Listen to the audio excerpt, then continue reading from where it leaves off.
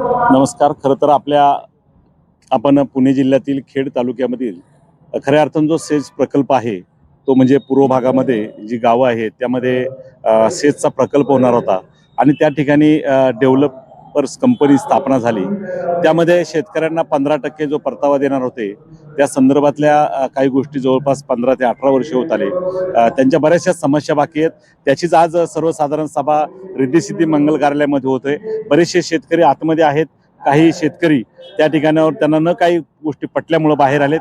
काय त्यांची अडचण आहे, काय त्यांची शंका आहे आणि एकूणच त्यांची मागणी काय आहे आपण जाणून घेणार आहोत. या ठिकाणी बरेचसे शेतकरी आहेत. मला सांगा, खेड डेव्हलपर्स लिमिटेड याची वार्षिक सर्वसाधारण सभा होत असताना तुम्ही वेगवेगळ्या गावातील शेतकरी आहात. तुम्ही ती सभेपासून अर्थात नाराजी व्यक्त करून बाहेर आले, येण्याचं कारण काय? मुळात म्हणजे ह्या कंपनीने शेतकऱ्यांची इतकी घोर फसवणूक केली. मुळात म्हणजे शेतकरी कंपनी करूनच मोठी चूक झालेली आहे. आणि एमआयडीसी मध्ये जो 3.5 लाख रुपये 3.5 कोटी एकरी भाव असताना ह्या लोकांनी 55 लाख रुपये एकर आधार ठरवला. हाच मुळात चुकीचा दर ठरवलेला आहे. पहिली गोष्ट, आम्हाला सर्व शेतकऱ्यांना आम्हाला वाटलं आम्हाला प्लॉट विकसित करून आम्हाला आमचे प्लॉट देतील ही आमची अपेक्षा होती. मुळात तसं काही घडतच नाही. तर हे जे आलेले सगळे विक्रीच्या याने झालेले आहेत. खरं तर 15% जी जमीन तुमचा परतावा म्हणून दिली, ते 15% जमिनीमधून कशा पद्धतीने तुम्हाला आजपर्यंत लाभ मिळाला? आम्हाला याच्या आधी कुठल्याही प्रकारे लाभ नाही भेटला. आता गेली 18 वर्ष एकदा फक्त लाभांश डिव्हिडंड या स्वरूपामध्ये साधारणतः किती मिळाला डिव्हिडंड? 1 लाख तो पण आहे ना, काही नाही मिळाला. 39,000 रुपये काहीतरी त्यावेळेस एकदाच मिळाले होते. ते काही नाही मिळाले पण नाही. मला सुद्धा मिळालेलं नाही. ते अजूनपर्यंत मला ते पण डिव्हिडंड एकदाच मिळाला, तो सुद्धा मिळाला नाही आम्हाला. मग आता हा जो काय प्रकार चालू आहे आतमध्ये चर्चेचा, ते कशा संदर्भात तुम्हाला इथे बोलवलं होतं? नेमकी काय घडलं? या ठिकाणी आम्हाला बोलवलं होतं की वार्षिक सभा मीटिंग. तिथं सभेमध्ये त्यांनी महत्वाची गोष्ट म्हणजे सर्व गोष्टी त्यांच्या ह्या पहिल्याच ठरलेल्या होत्या. या ठिकाणी मीटिंगचं कुठल्याही प्रकारे वळण नसताना किंवा मीटिंगचा कुठल्याही प्रकारचा संदर्भही नसताना या ठिकाणी डायरेक्ट त्यांनी डिक्लेअर केलं की ही जमीन अशा पद्धतीनं 55,10,000 या पद्धतीने ती विक्री केलेली आहे. त्याचा MOU बनलेला आहे, तोही आम्हाला वाचायला मिळाला नाही. आणि आम्ही त्या ठिकाणी जेव्हा आवाज उठवला तेव्हा आमच्या कुठल्याही प्रश्नाचं तिथं समाधानकारक उत्तर मिळालेलं नाही. तर आपण ऐकलंय की या ठिकाणी आमचा विरोध आहे. इथल्या हा जो काही व्यवहार चालू आहे हा पसंती शेतकऱ्यांची नाही, त्याला विरोध आहे. अजूनही काही शेतकरी आहेत. मला सांगा, तुम्ही त्यावेळेस उठून काही प्रश्न विचारत होते, त्याचं समाधानकारक उत्तर मिळालं का? उत्तर मिळालेलं नाही मला काही. त्याचं त्यांनी उत्तरच दिलं नाही. त्याच्यावर काय प्रश्न होता तुमचा? प्रश्न असा होता, 5.26 हेक्टर जमीन त्यांनी अतिक्रमित आहे असं सांगितलेलं आहे. पण जे अतिक्रमण 2022 ला भाडेपट्टा आलेला आहे कंपनीला आणि 2022 पासून आता 26 पर्यंत त्यांनी त्याच्यात कोणतीच कारवाई केलेली नाही. तो भाडेपट्टावर त्यांनी काहीतरी टेक्निकल हे करायला पाहिजे ना, काहीच केलेलं नाही त्याच्यात. म्हणजे एकूणच तुमच्या प्रश्नाचं समाधानकारक उत्तरच दिलं नाही त्यांनी. त्यानंतर त्या ROC कंप्लायन्स या संचालक मंडळाने काहीच नाही केलं. नॉन कंप्लायन्सचे 30 लाख चार्जेस आहे. आता हे शेतकऱ्यांना भुर्दंड आहे हा सगळा. आता ही जी 15% जमीन तुमच्या नावावर आहे का? शेअर होल्डर आहे आम्ही. शेअर होल्डर केलं ना, कंपनी करूनच चूक झाली. सर्वात मोठी चूक ती केली. आणि त्यांनी काय फसवलं शेतकऱ्यांना. कंपनीतून तुम्हाला विकास होईल, हे होईल, ह्या गोष्टी सांगितल्या. शेतकऱ्यांचा विकास असं काही घडलंच नाही. आता 149 हेक्टर जागा मिळालेली. 149 हेक्टर जर शेतकऱ्यांच्या नावावर असती तर प्रत्येकाच्या दारात त्यांना रस्ता, पाणी, वीज द्यावं लागलं असतं. यांनी काय केलं, एक कंपनीच्या नावावर केली. मग कंपनीची जिथं बाउंड्री तिथपर्यंत आम्ही तुम्हाला फक्त देऊ एवढं सांगितलं. म्हणजे परत आतमध्ये रस्ते हे सर्व कोणाला करायला लागणार? कंपनीला करावं लागणार. हा किती मोठा लॉस आहे. जवळपास 53% जागा MIDCने सांगितले की तुमची याच्यात जाते म्हणून. आता एक पर्टिक्युलर एक कंपनीने तिथे त्यांचे ओनर म्हणा किंवा त्यांचे डायरेक्टर बोलत होते की सगळं आम्ही करणार आहे, आम्हाला तुम्ही साथ द्या किंवा आम्ही हा प्रश्न मिटू. त्यांच्यावर तुमचा विश्वास आहे का? विश्वास कसा ठेवायचा? 50,000 कॅपिटल आहे. 2 महिन्यापूर्वी कंपनी तयार झालेली आणि त्या कंपनीवर 200 कोटीचा व्यवहार करताय. ज्या ज्या जागेची व्हॅल्यू 1,000 कोटी आहे त्याचा 202 कोटी व्यवहार करावा यांनी. हेच लय मोठी फसवणूक आहे. किंमत 1,000 कोटीच्या पुढे आहे. त्याची किती रुपयाला विकली? 202 कोटी रुपये. 202 कोटी. 5.5 हेक्टर तो 5.26 हेक्टरची जागा ती वगळणार. ते काहीतरी 195 कोटी ते फक्त विधी येणार आहेत. आणि उरलेली जागा ज्या अतिक्रमणात हे सोडवतील. आता हे 2 संचालक हेच सगळा निर्णय घेत आहेत. आणि प्रत्यक्षात आहे ना, टॅक्सेशन मध्ये का जो शेतकऱ्याला फक्त 43 ते 44 लाख रुपये मिळणार आहे, सांगतात 55 लाख किती सांगितलं रे? 55,000. हा, ऍक्च्युअली भेटणार फक्त किती 43 लाख रुपये. खरं तर हा प्रश्न विचारताना काही अंशी आपल्याला ऐकायला मिळालं, अनुभवायला मिळालं की किती टेक्निकली किती पैसे खात्यात मिळणार याचं उत्तर कदाचित त्यांना मिळालेलं नाही, आणि म्हणून संभ्रम आहे की नेमकी किती ही कंपनीच्या माध्यमातून आपल्याला लाभ मिळणार आहे तो देखील अनुत्तरित आहे. अजूनही काही या ठिकाणी शेतकऱ्यांच्या वतीनं आहेत. मला सांगा, काय वाटतं, यातनं तुम्हाला फसवणूक होते का तुमची? 101% गेली 18 वर्षाचा लढा आहे हा. फक्त 1 वर्ष डिव्हिडंड आलेला आहे. त्या डिव्हिडंडचीच कॉस्ट आता माइट बी 18 वर्षानंतर जी आता कंपनी जी व्हॅल्यू देते त्या डिव्हिडंडची कॉस्ट आता जे समजा इन केस एखादी 10 लाख रुपये मूळ स्वरूपात ज्याची जमीन होती, जी आता व्हॅल्यूने 10 लाख रुपये भेटतात त्याला, तर 18 वर्षाचं डिव्हिडंडच त्याला 18 वर्षाने 10 लाख रुपये भेटला असतो. म्हणजे जी मूळ किंमत आहे आपली आता जी कंपनी ठरवते देण्याचं, त्या टॅक्सेशन करून आता एकाची 10 गुंठे जागा आहे, त्या 10 गुंठेची व्हॅल्यू 1 लाख आणि 10 लाख रुपये होते. तर ते 10 लाखाचे आतापर्यंत डिव्हिडंडच 10 लाख रुपये झालेले असतात. आणि मुळात हा मेन म्हणजे फसवणुकीचा व्यवहार आहे. गेली 18 वर्ष शेतकऱ्यांचा असलेला शेतकऱ्यांमध्ये संभ्रम निर्माण करणं हा पहिल्यापासून ही 2 जण आहेत. गेली 18 वर्षापासून ती 2 जण संचालक या कंपनीच्या बॉडीवरती आहे. त्यामध्ये दरवर्षी एजीएम होते, त्यामध्ये काही चेंजेस होत नाही. जे आहे ते दोघं जण अर्ध्या तासापूर्वी येणार, ठरवणार, त्यानंतर जे पुढे आहे ते कंटिन्युअसली तेच पुढे चालत राहणार. 2 जी व्यक्ती आहेत त्या शेतकऱ्यांमधील आहेत का कंपनीच्या नाही, वतीने? जर कंपनीच्या वतीने जरी असले तरी शेतकऱ्यांनी निवडून दिलेली ती व्यक्ती आहेत ना. आणि जे काही मोठे नेते येत आहेत इथे, जे शेतकऱ्यांच्या साईडने येत आहेत, तर त्या शेतकऱ्यांमध्ये हवे का ऑन स्टेज हवे, माझा हा निर्मळ प्रश्न आहे. म्हणजे तुमचं असं मत आहे की जे शेतकऱ्यांसाठी आले असतील तर शेतकऱ्यांमध्ये हवे, बरोबर, शेतकऱ्यांमध्ये बसून शेतकऱ्यांच्या साईडने शेतकऱ्यांच्या फेवर मध्ये बोलले पाहिजे.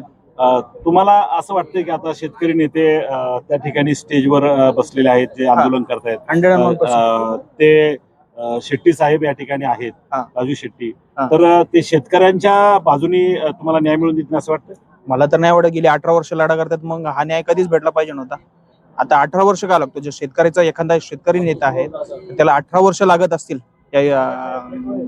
या वादासाठी, तर मग ते कसले नेते? खरं तर त्यांनी एका डेव्हलपमेंट कंपनीच्या अधिकाऱ्यांना सर्वसाधारण सभेमध्ये खरं तर तुमची उपस्थिती लाभली. शेतकऱ्यांना न्याय मिळावा म्हणून सगळे शेतकरी तुमच्याकडे मोठ्या आशेने पाहत आहेत. उद्याच्या काळात जी त्यांची मागणी आहे, जे म्हणणं आहे, तर त्याला न्याय मिळेल असं वाटतं? एक तर SEZ ला जमीन घेत असतानाच शेतकऱ्यांच्यावर मोठा अन्याय झालेला होता आणि त्यांची एक प्रकारे प्रशासकीय अधिकाऱ्यांना हाताशी धरून फसवणूक मोठी केलेली होती. नंतर ते SEZ झालं नाही, त्याच्यानंतर मग डिनोटिफिकेशन करायला वगैरे वेळ लागला. तर त्याला सुद्धा एक प्रदीर्घ असा शेतकऱ्यांना बरोबर घेऊन लढा करावा लागला आणि त्यावेळी कुठं मग किमान जी काही विकसित भूखंड आहेत, विकसित भूखंड तर झाला नाहीच, परंतु ती कंपनीच्या नावावर सुद्धा नव्हती. नुसतेच कंपनीचे मालक होते शेतकरी आणि सारा कारभार हा भारत फोर्जच्या किंवा कल्याणींच्या ताब्यामध्ये होता.